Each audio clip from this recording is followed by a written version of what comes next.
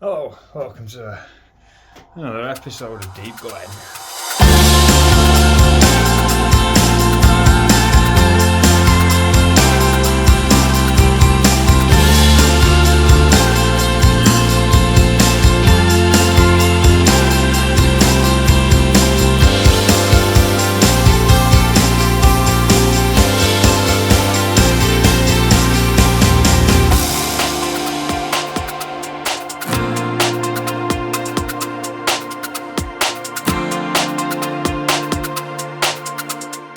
So we're back in the attic.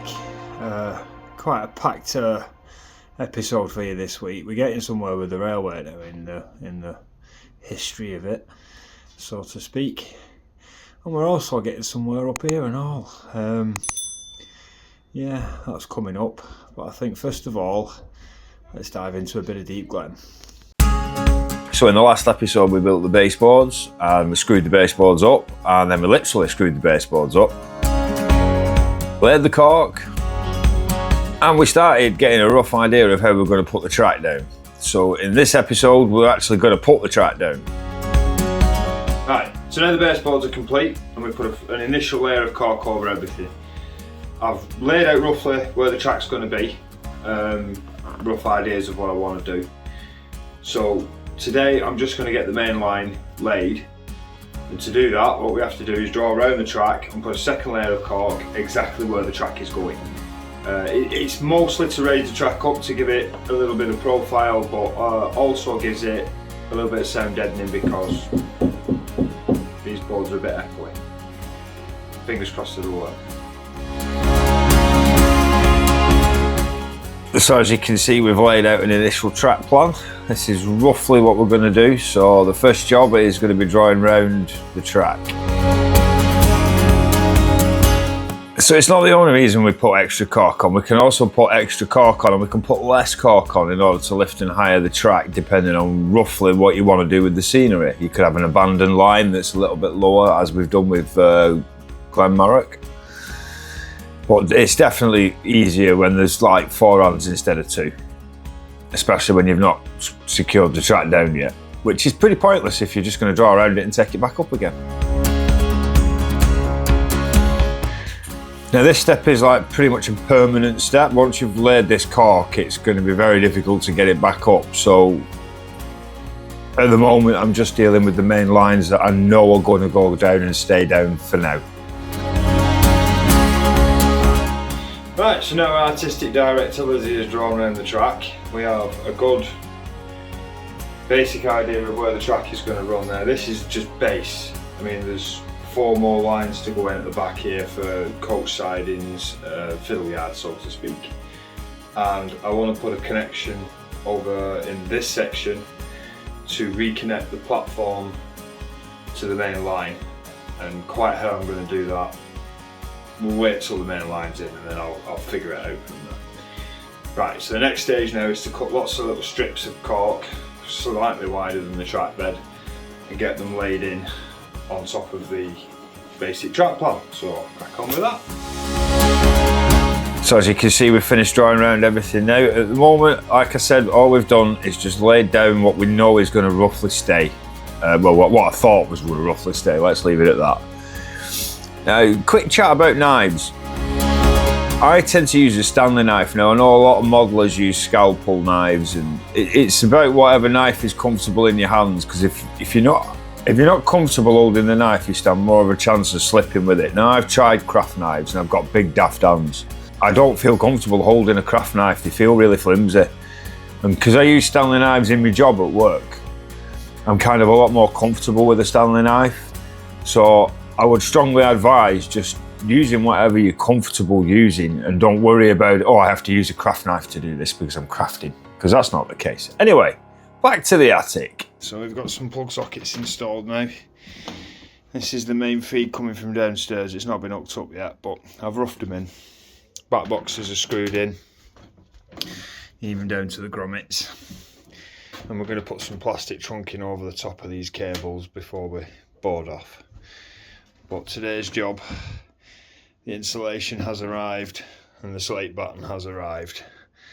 We're going to insulate the attic. Right, so I don't know if you can see. Yeah, I've put buttons in. I'll show you how we did it. Hang on, let me turn the camera around. There we go. Right, so all these buttons here, what we're doing is we're putting them on. We're only going to use one. I've decided to slim the insulation down a touch. We're going 25 instead of 40. So you screw these buttons to these. I've cut them all to length. They don't have to be the full length because plasterboard's coming. Where are we? Plasterboard's coming up there, and plasterboard's coming down there, so they meet. So yeah. So we've screwed them. Now I've missed one of the joists there because it's quite narrow. That we don't really need to mess about with that. So I've missed one out there.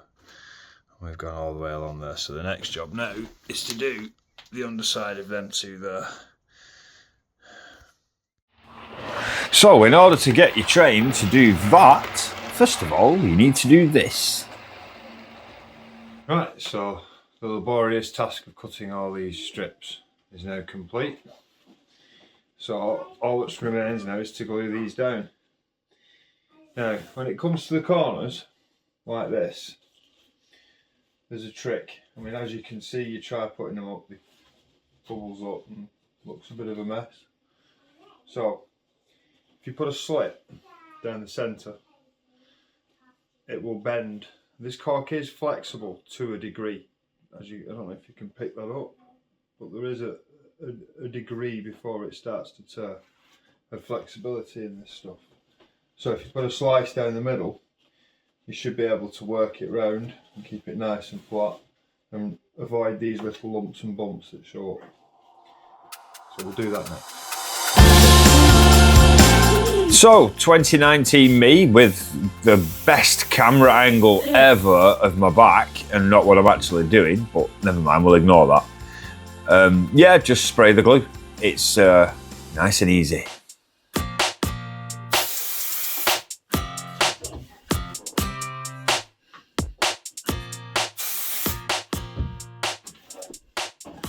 Now the adhesive we're using on this is no nonsense spray contact adhesive available from Screwfix.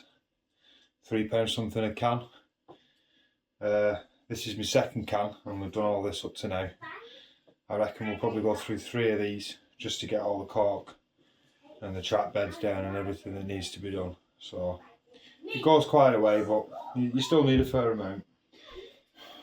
Right, I've just put a coat on the base so you wouldn't know touching it because it's had time to dry, and I've put a coat on this. Now as you can see, I've split it right down the middle, so start on the straight bit and be aware once you press this down it doesn't come back up, so you want to try and get it spot on. So go around with the outer one first, just very slowly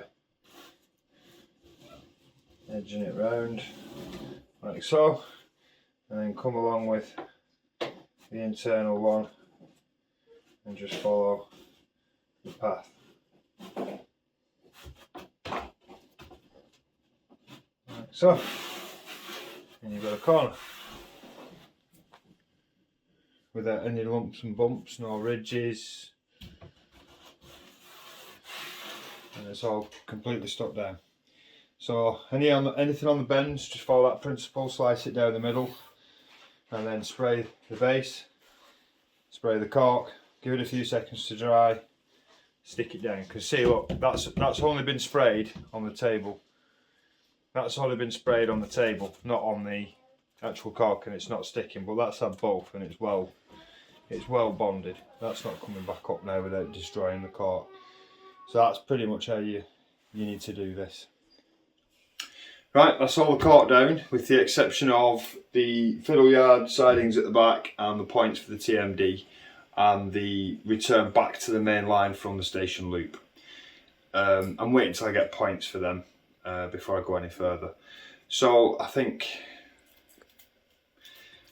now it's time to lay some track. Let's get on with it. So what you're witnessing now is the very first stock movement on the layout after it had its track laid and hooked up. This is the first time I'd moved the loco. I had only got 8 inches down and already something had come off. This didn't bode well, trust me. It really didn't bode well. I got it back on, we got halfway around the layout and it decoupled again. So I thought, I had a brainwave, I thought, right, maybe it's the weight. So I put some weight in and then that happened. So I kind of gave up running like stock. Just thought I'd have a go at running some locals and see if they were a bit more stable, which they were. Turns out, wheels aren't right and I needed to sort the wheels out on them hoppers, but yeah. There were some issues though, and when you first put your track down, everything looks perfect, and then you run your locals for the first time, you start spotting things that you really should have spotted earlier on. Right, this is the section that's the problem. That's a radius 2 piece of track, so that's radius 2 pretty much. That's not an issue. It's here. So if I put that on there, look how much tighter that is. So that section there, that curve just there, keeps derailing repeatedly, and it's been derailing on the 3-way as well.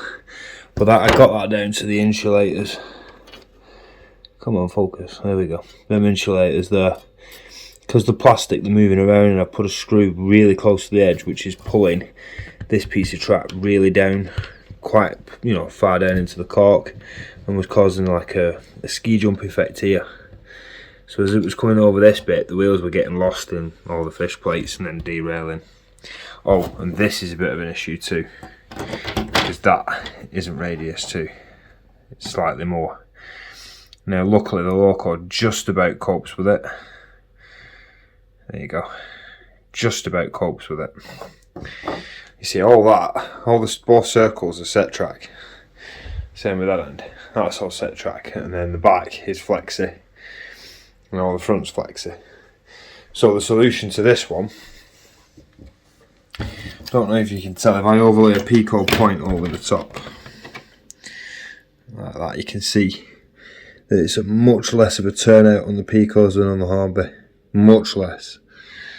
So I figured if I was to put a curved point there and come off here, I could bring it pretty close to this, round there, and just basically follow the angle of the one that I know is right, and get the 2 pieces of track on a curved point running nice and smooth around there, which would then give me a bit more room on this side for scenery and allow a much longer freight loop so we could hold more freight.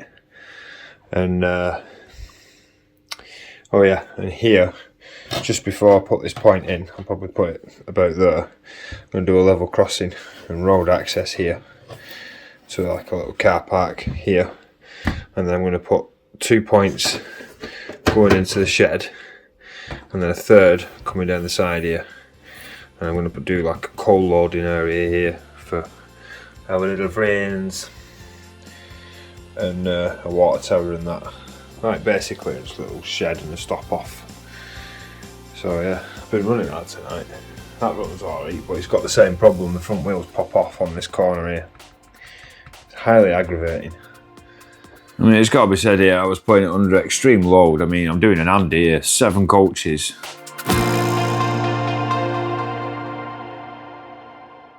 What a horrendous job this is. Oh god, the mess. It is not nice. There's still all this section to do yet under here, and I need to patch up some bits up here where the boards aren't long enough, but we're starting to get there now. Won't be long, I'll have this done and ready for boarding, and as if by magic we're done. Oh, that was some effort, that. I tell you what, this stuff is not fun to install by any stretch of the imagination. It's like polystyrene. The minute you start cutting it, it turns into this horrendous mess. Look at this. Look at it. Everywhere. It's all over me, all over the house. It just gets everywhere, but it's well worth it. It's like a flaming oven in here now. Oh, I need to drilling a hole for extractor fan now to get some of this heat out.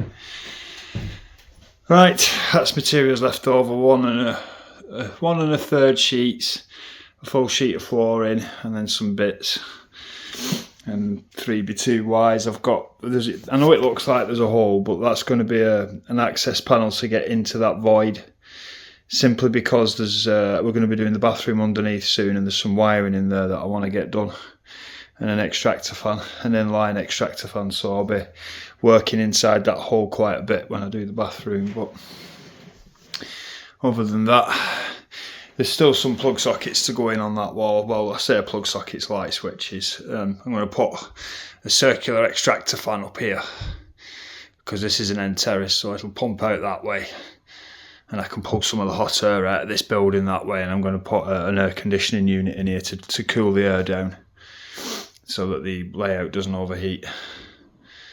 Yeah, and then access panel there, but there's going to be a special light switch there where you pick the colour of the wash lights that are going to be coming down there and there, so I need to fit that. So yeah, that's where we're up to today, and there is literally bugger all left to do in here now except for start boarding. Literally plasterboard is next. Plaster is booked in 3 days, so I have literally tomorrow and maybe a little bit on Tuesday to get this finished, boarded out and complete. We are so close. I mean, it's so cool. I had to put that there today because the kids were up here and I were getting paranoid that they're going to fall off the edge. I have come up with a plan. There's going to be with the ladders down, there's going to be another door here that closes over, so you can walk on this bit and there's no danger of you falling down. There'll only be a gap that is literally the width of this, and then the wood will start there and across this gap, so you can't fall down. But look at it, it's like snow. It's horrendous stuff. But there you go. Oh, we're nearly there. Right then, I think that about wraps up the show. It's been a good one. I'm so tired. I need a shave. Anyway, more to the point, I shall see you all next week with another update. We're getting pretty close to being finished up here now. Plasters are in soon. And then the railway. So we're catching up quickly. I'll see you next time.